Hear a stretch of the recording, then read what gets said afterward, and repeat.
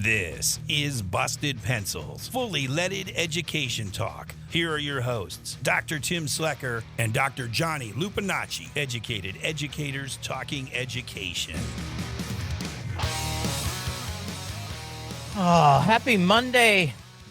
Busted Pencils, fully leaded education talk. Educated educators talking education. Home room. What a wonderful weekend. Had a nice time to kick back, try to, avoid, at least for me, Johnny and Jess, I'm really taking seriously this idea of limiting my exposure to news, to social media feeds, to scrolling. To toxic Um, waste. yeah, because I used to make this kind of like, well, I need to stay informed, and it's not informing me anymore. It's really sucking out my happiness, my passion. It is really, really draining. So it's not consuming news. It's actually participating in a practice that is bringing me down. And I was like, I just can't do that anymore. So welcome to homeroom though, you two. What's up in your worlds, Johnny? But hey, Tim, man, I'm excited. Homeroom. Love to start the week off with you and Jess and all of our listeners, whether you're listening on Monday morning or you grab this podcast later in the week. Happy to be here with you. It's the last week of February. Like how I say that, February. You gotta. I'm one of the worst spellers that ever taught. So I gotta sometimes phonetically remind myself how to spell things. But no, it's a great week. Had some awesome stuff last week. We had, amazing Four Nations Cup in professional hockey, lots of great sports. If you listen to free throws and faceoffs, you heard Wisconsin listeners Jimmy K talk about all of the amazing winter sports that are headed into playoffs or had playoffs this weekend. So lots of cool stuff happening there. And Tim, man, I love hearing you talk about being a regulated dude. And that self-awareness that is so necessary, not only in this work we do for Busted Pencils, but in being teachers, especially social studies teachers or working in, educational settings. It is our job to be regulated adults for the young people that we're around and for the other adults we're around and for ourselves and for our families. So love hearing that self-awareness right now. And it's a good pitch. You got to have a good balance. I think a few weeks ago on homeroom, I talked about, we're going to dance. We're going to bring joy into this. We're going to sing about dark times in dark times. I am pretty balanced right now. Hmm. So I am keeping up with the things that are happening. And I feel like it's a gift that maybe I have because I've spent so much of my life in dysregulated settings, especially as a, urban teacher, that navigating the chaos is sort of one of our like fortes. So I feel like we're in the mess. We're constantly hearing a lot of worry and a lot of pain and a lot of uncertainty from teachers. So teachers out there from their students, they're communicating that their students are quite dysregulated in that moment, not just because spring is around the corner, but because there's a Mm. lot of stuff happening that has made the spaces where children learn in our country a battleground for particular politics.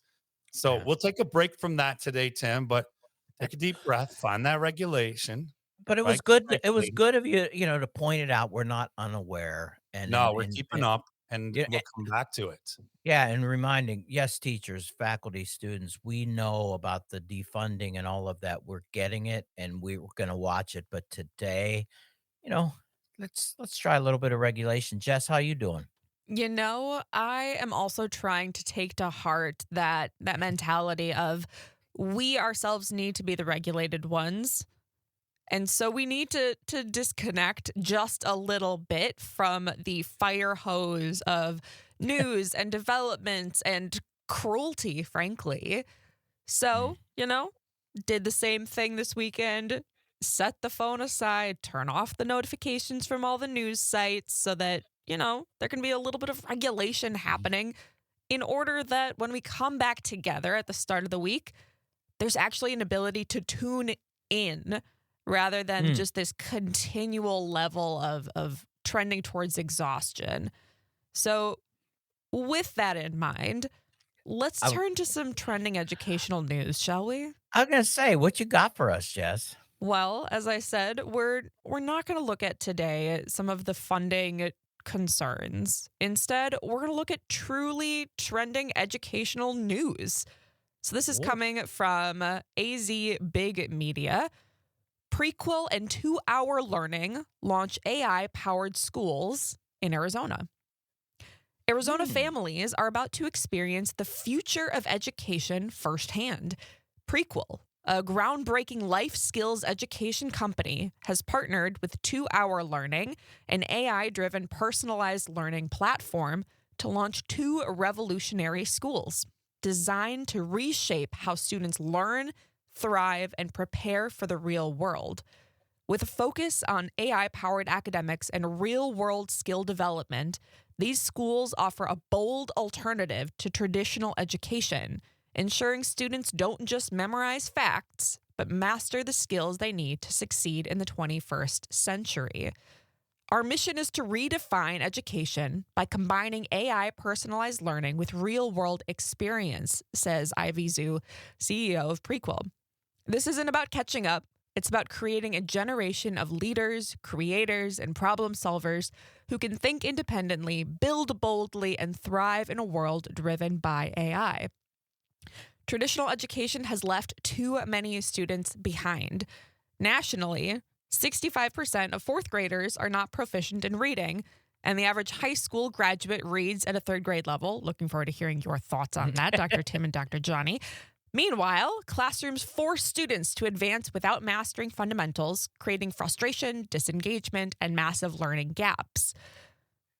Unbound Academy is about breaking free from outdated classroom models and giving students a flexible, engaging, and result-driven education, said Mackenzie Price, founder of 2-hour Learning. We're proving that when kids learn at their level and pace, they thrive. There is so much here. It takes me in lots of directions as I'm hearing you read, Jess, and looking at this because I gotta admit there are parts where I'm like, yes, and then there are parts of like, what? And then there are things of going, tell me more. Well, then tell Um, us more. Let's dig into it, huh? well, yeah, and so the first thing this makes me think, and just to reveal to our listener, I have been following this story, and particularly the Mackenzie Price, who they're talking about, the founder of 2-hour Learning. Early on, this got framed as this 2-hour AI school where they learn from a personalized tutor for AI for 2 hours, and then the rest of the school day is spent doing things that interest the kids and engage them. It also then turned into that this was going to try to be a charter, a online charter school that would be available in Pennsylvania. Pennsylvania voted it down, so they're not going to use public monies for this in Pennsylvania. That is also its own discussion in a way, but I really am I'm kind of fascinated with the potential that a model such as this might really be trying to address what our guest Ira Sokol put out, that the history of American public schools is that they were designed to fail kids. And is this an attempt to potentially address the outdated old factory model of education, academics, grade level, because you're the age and grade, and everybody knows that that's really not the way the brain develops and all of those things. And, some pretty significant research that has been, I would say, quite unanimous or overwhelming. That's the more time the more time kids spend in school, the less engaged they get for each year that they spend in school. That's a frightening statistic that is pretty constant across multiple years of education. So I'm going to take those realities and then start to think about Is this truly a legitimate attempt to address those issues? And if so, does it really work? I'm concerned though too, and I just want to outline this. I'm concerned about the framing in this piece that is again, wah, wah, wah. 65% of kids are not proficient in reading. And oh my God, high schoolers now are only reading at the third grade level.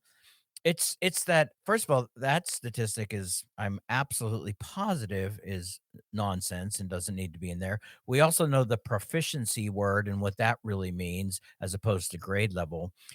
But, you know, I don't want to address this right off the bat, but if this is a really great approach, why use fear and sadness and "Whoa, the sky is falling" to say we've got something here that maybe some kids and some families are gonna find really awesome? I don't know, Johnny, that's kinda my quick thoughts around this idea. John, come on. So, John, I know I've been watching your facial expressions throughout my whole little monologue there, so I know you got something for me. Well, Tim, I think one thing that I try to do is not fall into the the dominant paradigm of the either or. There that, and what I mean by that is that there are alternative ways of doing school, and that there is a traditional way of doing school. It's just, to me, it's oversimplified and non-representative of what's happening in districts around this country. Ideally, and I'm going to come to a term that I know we're politically taking a little break from it, but I think it's okay to introduce here, is when you think about diversity as a core democratic value, Mm, and that valuing diversity has been politicized at a presidential administration level right now. So I know it's like it's a trigger word, right? But the idea of, remember, diversity is a condition of difference upon which everything exists. I mean, even our own human bodies, like we are, a group of very diverse things interacting in order to create us as humans. Similarly, in a healthy educational ecosystem, let's take a district, there ought to be a number of different ways that schools organize and offer learning opportunities to children. And so I always kind of try not to fall into the either or. Is this model, helpful for public education or harmful for public education? Because I think when we apply what we know about children learning, and we also hold space for that, there isn't one best way to do this. mm. We're going to benefit by having diverse opportunities for our children to learn in our healthy ecosystems, our learning ecosystems, or our districts in our country. Right. So I think there's some exciting stuff here to me. Hmm. Now, I see that. The other thing that I hear you talking about, and we can come back to it probably in a whole nother show, Right. because I'm not buying the research that I don't know what you're drawing from here, but that students become less engaged as they go through school. Hmm. I think I know what you mean. They're less interested in what they're doing. They're more often reporting that they're bored, or their time is being wasted, or they're being pushed out of school because they're just Mhm. not feeling like it's relevant to what they need. Mm. And I'll push against that, because sometimes we need to be pushed or be a little bit uncomfortable to learn, so we can come to like zone of proximal development. Well, schools are doing their job. If a 13-year-old or a 14-year-old is saying, I don't want to go to school, or I don't like going to school, I mean, that's a normal behavior. But if it's prolonged, or it's it moves beyond. So I'm curious about like that way that, yeah, I see it. Michael Fulman's book, The Principle 2.0. But again, I'm going to push on, like, how are we looking at engagement? Because their resistance is engaged. Yeah. So young people, this is where I'm just going to throw this curveball in there. I get it. There's a critique of what schools are doing, but the resistance that young people are expressing Mm. in response to that is a form of engagement, which leads me to this way we measure things. Right, Tim? So, how are we understanding and measuring and observing engagement? Remember, like, we're nerds here, so we're educated educators talking education.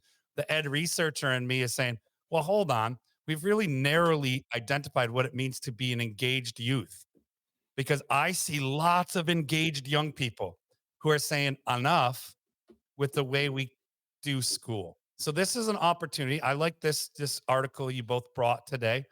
Because to me it shows us an opportunity we have as educators and district leaders to say maybe there are some other models of learning that work for some students in our community. Let's look at the research. Let's see how it goes. Unfortunately, Tim, you point to it.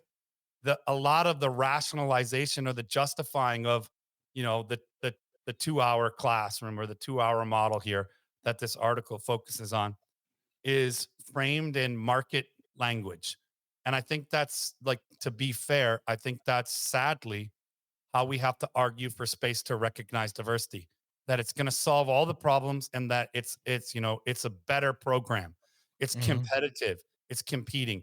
And that's antithetical to a healthy district's ecosystem. And I think there are a lot of district leaders out there who look at that balance and say, yeah, we need different ways for our students to learn. Some districts may have a charter in their school or a public school that is on a different calendar, like year-round schooling. Some districts say, hey, this works really good for some kids. Some districts have programs where students are doing internships for part of their week. Some students have completely outdoor schools that they can go to in Mhm. their district. And rather than those compete and utilize those measurement Mhm. terms, like you said, proficient readers and a better system, rather than that, it's, hey, learn about how you learn. And here are different ways you can be a student in our district. We have different options. So I feel bad because I feel like for any program to get recognized, they have to argue with the measurements that are dominant in Yeah. education. And so, like, I'll quote Einstein, right? You can't solve the problems that we have in the language that creates them. Yeah. So I really want to push us to say, like, when I read through the lines here, I see an opportunity for diverse learners. I know that's that buzzword we're not supposed to be using right now in this country, but we're going to use it because diverse learners exist and we want to, in our districts, meet the needs of all of our different learners. Hey, maybe this is a model that meets the needs of some of the learners in our community. So I like these opportunities. I like learning about them. I like that we're discussing them, Tim. Yeah. Okay. Man, again, to a whole lot even there, Johnny. Like you said, this is definitely another show for sure. In fact, I'll just let you guys know here that to Mackenzie Price, the founder of 2 Hour, I do have an invitation out to her too to also come on the show so that we can really talk deeply about this. I really do though appreciate what you just said though, Johnny, about you know even this potential innovative school that maybe engages more students, the fact that they have to use the old statistics to justify why they're coming to market. Yeah, instead of just pointing out that we're different. Jess asks though a really great question here in there. Is there any merit to a 2 hour academic AI tutoring day in a week? That is a question that is in we don't know yet. I would say that we don't know. It sounds like there's some suggested evidence coming out of some of the early types of ways that the people who are involved with these schools that are doing. But, does AI as a learning tool, and I know a lot of people are going out there, get to the real point, Tim. This is without a teacher. Yes, it's without a teacher. So does 2 hour self monitoring AI tutoring, does it really actually achieve the academic awareness that all kids need? And then does the rest of the school day then being applied to, like in the mention of the one partner here, is it prequel, life skills? That concerns me a little bit too, because well, wait, life skills? Like which life skills? There's all that. And but I do like the potential to say, I want to know more. So it's just one of those, I really want to know more because Johnny, I'm actually 100% with you because if this is something for some of those kids who are really saying, as you're saying, actually engaged by telling us how angry and disengaged they are, and in fact, that being its form of engagement, if this could give us an opportunity for kids like that to go, you know what? I get it now. I feel it. And it reminds me too a lot. And I know we got to get to the end here where we got to kind of close this show, but it also reminds me of the conversation we just had on Saturday with the 100 Gardens people about those kids that they saw that they reached who traditional schooling wasn't there for them. And so, I'm trying to look at 2-hour learning in the frame of 100 Gardens, of, great books curriculum that, as you said, for different learners, there are different ways to achieve really successful results. I don't know. I know, John, you got a little bit there and could kind of close us up and then go for it though. All right, Tim, take off your headphones because I can't. We're going to close the show up here soon, but I got to come back to the fact that for every single teacher and student out there right now, we've brought this up on the show, and we're going to keep reporting on it and keep saying what we mean by it. And Randy Weingarten, AFT president, talked Mm. about the dangers of making our classrooms a battleground for politics, and not just politics in general, but extreme politics. And an example of that, and just to acknowledge this is a kind of condition that students and teachers in this country right now are faced with, Mm. is that classrooms have become a battleground for the aggressive political agenda of extreme policies. That's a fact right now. They are impacting human rights and children's rights. And if we need to exemplify that, there's a story coming out of an 11-year-old in Texas, Jocelyn Rojo Carranzas, who took her life, understandably, possibly because students were bullying her about ICE coming to get her family. So, Mm. my extreme condolences to her family. Busted Pencils here, recognizing that when children, all behavior is a form of communication, right? And this is an extreme behavior. This is extreme loss for her community, for her family, but for educational community writ large. This is the weight of things Mm. that teachers and students are going through right now. So let's continue to talk about education. Let's continue to support public education and democracy. And let's also remember that these are heavy times. Mm. So take care of yourself, take care of one another, and don't be gaslit by the fact that it's important to talk about these things, especially around the fact that our classrooms have become a battleground for some very extreme politics, and that no child in the world should be faced with having to navigate that. So big condolences and big hugs from Busted Pencils to that community in Texas and to teachers everywhere who are holding it down and making sure that they're safe and that their students are safe. And now it's time for your moment of Zen.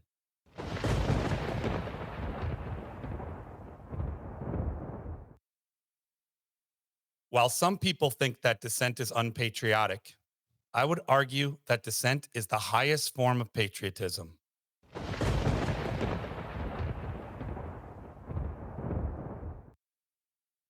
Thanks for listening to Busted Pencils Homeroom and for grabbing podcasts like this one and other special Busted Pencils content on Apple Podcasts, Spotify, and of course on the Civic Media website or wherever you get your pods. Hey, and don't forget to find Class in Session on Wednesday with guest Chris Hall, who's doing some amazing educational technologies, free throws and face-offs on Friday, and catch Busted Pencils live at 3 p.m. Central Time across all the Civic Media Network stations for an hour of your favorite blue-collar scholars, Tim and Johnny, and keep busting pencils.